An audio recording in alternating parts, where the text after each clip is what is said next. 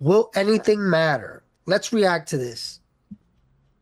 Emad, I want to jump into your recent work and really please open the kimono as much as you're willing. This is a paper that you wrote when capital no longer needs labor. How does labor gain capital?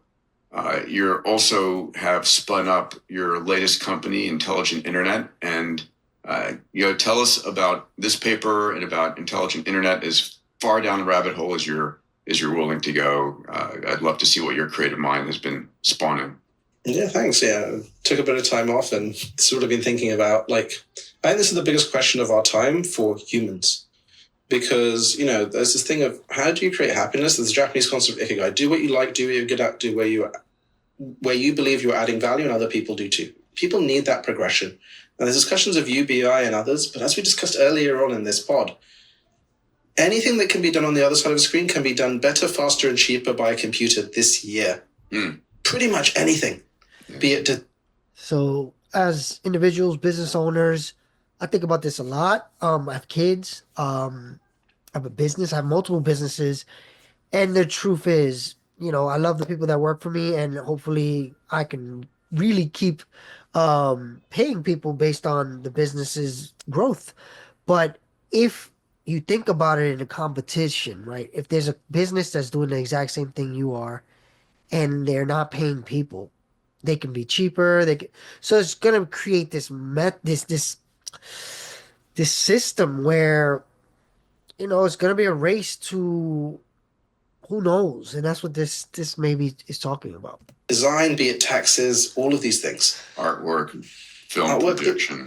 and you can't tell it's not a human. Again, this is this ARI, this Turing test for remote workers. Then in a few years, it's only restricted by the number of robots we can produce. Number of motorcycles and cars we produce is 70 million each a year. So let's say robots are similar. You get that disruption. As you said, Peter, you estimated 40 cents an hour for an R1 unitary robot. And that will be as capable as a human probably in a year or two. Optimus will be the same. This is the biggest crisis that we have coming because it's an unemployment, underemployment question of meaning. When a technology can do the work better than you can, what is your meaning? And how do you acquire labor when labor require capital and it doesn't require you anymore? When Ford had his car, he wanted to pay everyone so they could afford Ford cars. Companies don't care about that as much anymore. So when kind of looking at that, I was like, there are various science fiction futures that are outlined here, like things from Culture by Banks to the Star Treks and the others. We're probably moving into an abundance post-scarcity economy, but can we make sure this is evenly distributed? Can we enable people to... So this is my biggest worry. What he just said: abundance past scarcity environment. That means we have enough for everyone. There's no more scarcity, right? So there's no hunger, no poor people. Um, Anybody has enough. But I don't trust that. I've heard this for many, many years studying the AI movement as a business owner, as an individual, and as a minority, I just can't believe that things are just gonna go super smoothly. We're gonna go from where we are now to abundance, and there's no middle pain. And the people who feel the most pain are the people who are already on the lowest end of the classes, right? Which are normally there's a class levels in countries like India and other countries, and in the United States there's class, but then there's also race.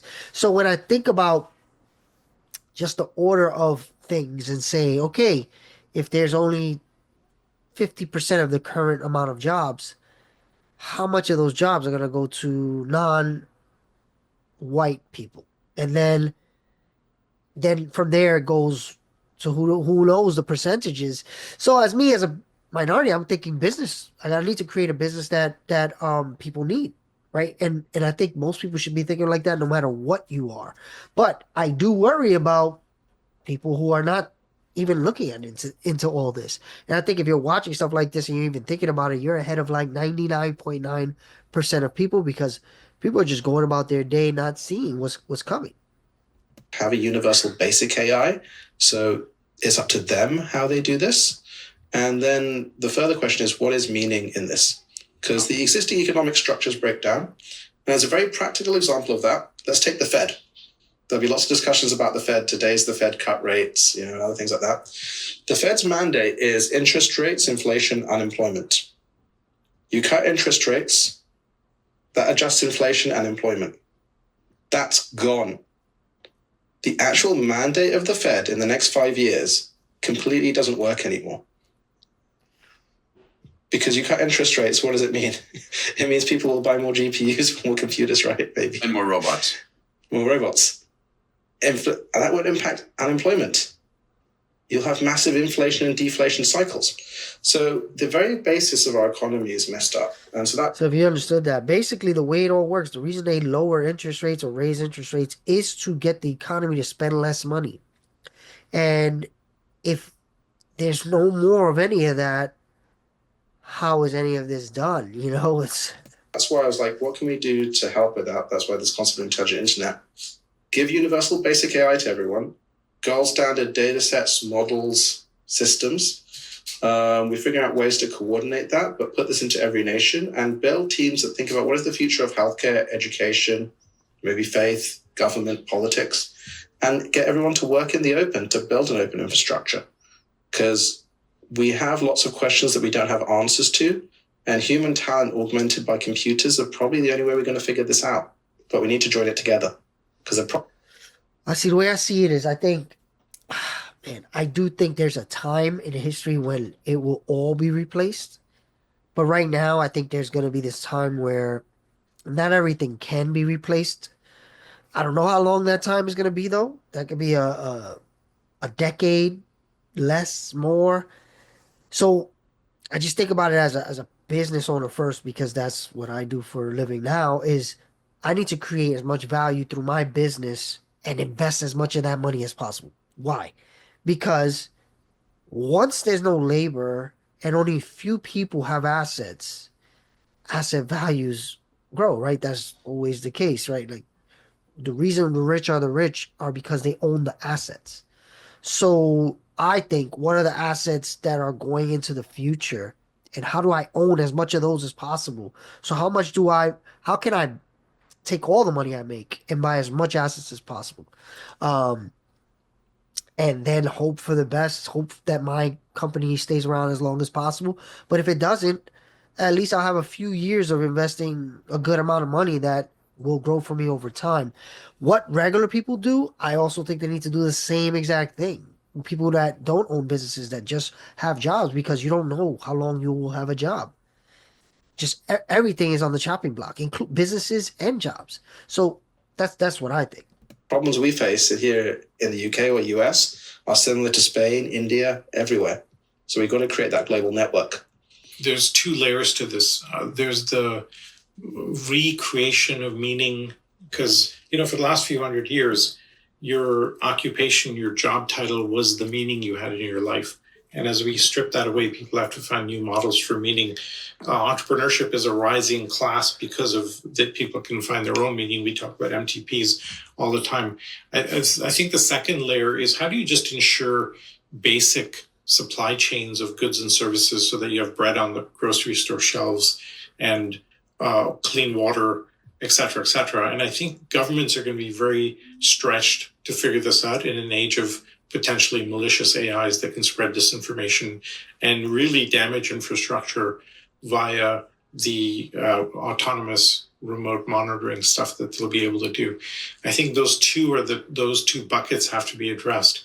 I don't know as a species if we can navigate through those in an effective way. Certainly our leadership has no mechanism to deal with this, because they're either not aware of the problem or they don't understand the scale of what's coming. And one of those two disqualifies most leadership and most legislators around the world from this. So it's a sticky problem. It's going to have to be done by smart citizens groups, et cetera, that will navigate this. I'm concerned about the meaning issue as well in a huge way. Yeah. I think we're heading towards a world of what I call technological socialism, where technology is taking care of you, it is feeding you, it is educating you. It's taking care of your health. It's all free. You don't need to do much of anything. So how do you, we all know that a video game that's way too easy is boring and you stop playing. And so when life gets boring, how do we keep humans engaged? We need struggle and we need meaning in our lives. I think, Isaiah Berlin had this conceptualization of positive liberty versus negative liberty. Positive liberty was the freedom to believe in isms. Fascism, communism, religion. They tended to end up quite bad, so he postulated negative liberty. The freedom from anyone telling you what to do, which led to this laissez-faire capitalism and other things.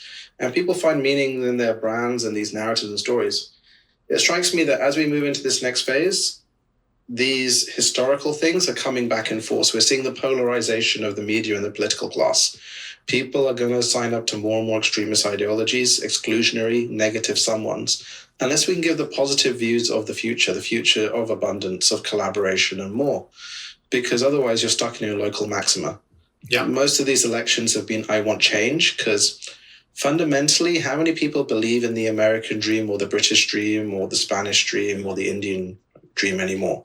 Mm-hmm. People aren't actually saying positive visions of the future because people don't believe you anymore. They don't believe our politicians. Yep. Who are the leaders? We need those positive visions. We need the Star Trek utopian, not the Star Wars dystopian. When we've looked at we had as a community did some look at history of when societies or certain pockets meet abundance. Peter, what do? Right? So the Romans take over Europe. What do? What happens when the Mughals take over India and they have relative abundance? And it turns out they end up in food, art, music, and sex as four major, not in that order, as major activities. And then you find ways of doing creativity because human beings struggle for the next level of things always. We're so built in for that. So there's some optimism in that world. I can't think of a place. So listen, Stephen Kotler and I are writing Age of Abundance. It's our follow-on. And the big element of the book we think about is how do we up-level human ambition in a world in which we're gods and we are incredibly godlike. How do we up-level our ambitions that make it worth living, make it challenging for us? Just a quick comment here. Stuart Brand, the futurist, used to say, we are as gods, we might as well start acting like it. Yeah. And he said that in 1968. So this is where, I think about business owners that have made it, right? So if you're a business owner and you've exited and you made a ton of money, you tend to look for the thing that helps people, right? You say, okay, I've made my money. All right, how can I help more people? At least from the ones I've seen, I've met through my journey. So my hope is people just say, okay, if everyone's helped, what can we do to move mankind ahead? And I think that's figure out the universe, right? I think right now, all of this is a little far from our reality sitting right now watching. If you're watching, thank you, subscribe, check out stackit.ai. But if you are watching this and you're thinking, okay, I'm a business owner or an individual that doesn't really want to make a business, but I just want a job, you have to think, okay, my current job is this. What could that look like in the age of AI? And what skills do I need to learn so I am one of the few people that keep it if the numbers are dwindling, right? So I just saw something. Salesforce said they're not hiring any more engineers. That's not unheard of. So now they need less engineers. So, okay, how do you keep that job as an engineer in a Salesforce? What do you have to know that everybody else doesn't or most people don't?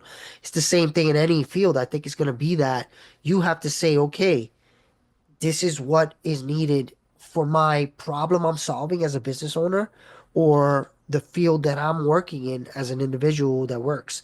And literally guess what you think is going to happen and learn. At this point right now, I'm learning more about mathematics, how to use AI to do more in math for my product. AI just to run my business more, to be more effective and efficient.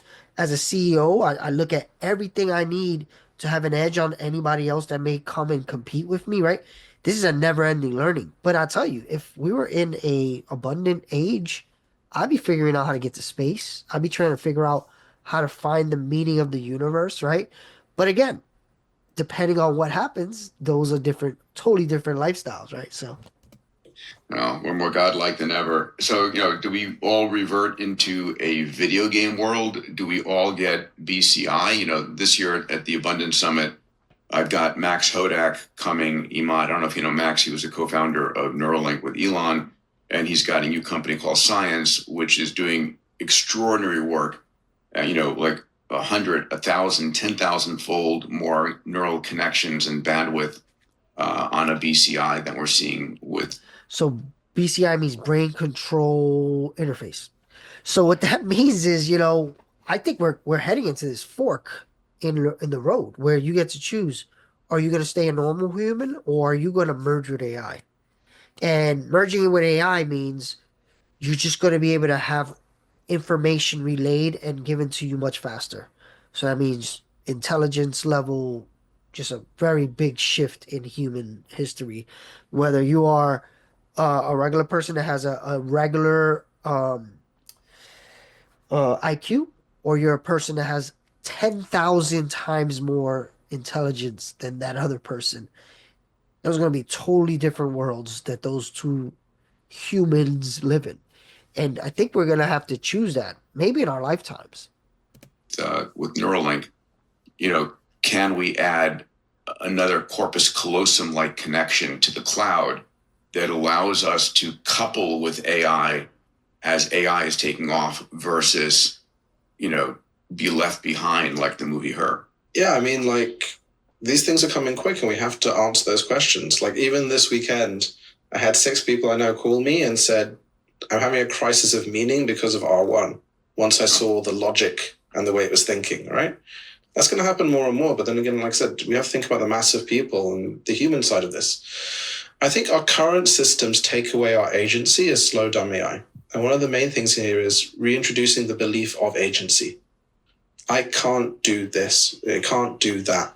With this technology, there's nothing there's a lot more you can do because it raises the floor for everyone, which is, from my perspective, why we had to get it into the hands of everyone and they make them feel like they're a participant in this.